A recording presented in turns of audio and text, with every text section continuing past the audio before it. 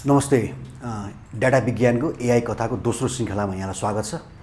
आज हामी एआईको विषयमा इनोभेसन र रेगुलेसनको विषयमा कुरा गर्न गइरहेछौँ, पर्टिकुलरली अमेरिका र युरोपको विषयमा। युरोपमा हामीले कुरा गर्ने हो भने एआई डेभलपमेन्ट त्यति राम्रो भएको छैन अमेरिकाको तुलनामा। किन भन्दाखेरि युरोपमा चाहिँ रेगुलेसन अलिकति पावरफुल छ।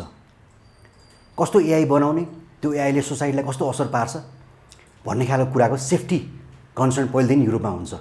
त्यही भएर आज हामीले थाहा पाएको एआई कम्पनीहरूमध्ये कुनै पनि ग्लोबल कम्पनी थाहा छैन हामीलाई। युरोपको एउटा मिस्ट्रल भन्ने एआई हो, फ्रेन्च कम्पनी, त्यो बाहेक अरू कुनै पनि छैन। युरोपमा चाहिँ एउटा सेन्ट्रलाइज तरिकाबाट एआईलाई रेगुलेट गरिन्छ EU एक्टबाट, र त्यहाँ चाहिँ कुनै पनि एआई डेभलप गर्दाखेरि चाहिँ त्यसको प्राइभेसी कुराहरू, त्यसको बायोसेन्स कुराहरू बढी फोकस गरिन्छ। ट्रस्ट कतिको छ त्यो एआई, ट्रस्टवर्दी कतिको छ एआई भन्ने कुरा युरोपमा बढी फोकस हुन्छ। तर अमेरिकामा हेर्ने हो भने चाहिँ अलिकति फरक छ। अमेरिकामा चाहिँ डिसेन्ट्रलाइज छ, प्राइभेट सेक्टर ड्रिभन छ, र अमेरिकनहरू चाहिँ लिडरसिपमा र बढीभन्दा बढी एआई मोडल डेभलप गर्नेमा उनीहरू कुरा गर्छन्। त्यहाँनिर चाहिँ भेन्चर क्यापिटलहरू एकदम पावरफुल छ अमेरिकामा।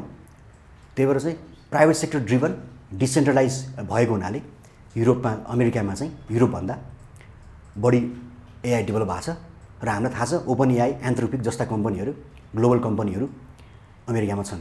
त्यही भएर जहाँ चाहिँ बढी रेगुलेसन हुन्छ त्यहाँ इनोभेसन कम हुन्छ। इनोभेसनले चाहिँ फ्री एन्ड फेयर रूपमा चाहिँ डेभलप गर्न दिँदैन, किन धेरै कम्प्लायन्सहरू चाहिँ डेभलपरले फलो गर्नुपर्ने हुनाले चाहिँ रेगुलेसनको कारणले गर्दाखेरि त्यहाँनिर एआई डेभलप हुँदैन। नेपालको केसमा पनि त्यही हो। यदि नेपालमा चाहिँ बिजनेस फ्लोरिस गर्ने हो भने, राम्रोसँग फ्लोरिस गर्ने हो भने सकेसम्म रेगुलेसन कम गर्नुपर्छ र इनोभेसनलाई प्रायोरिटी दिनुपर्छ। र अहिले आइरहेको बालेन गभर्मेन्टले पनि यदि नेपालमा एआई सम्बन्धी डेभलपमेन्ट अथवा आइटी सम्बन्धी डेभलपमेन्ट गर्ने हो भने पनि हामीले चाहिँ सकेसम्म मिनिमम रेगुलेसन र म्याक्सिमम चाहिँ फेसिलिटेट गर्नु पर्यो गभर्मेन्टले। हस्, थ्याङ्क यू सो मच।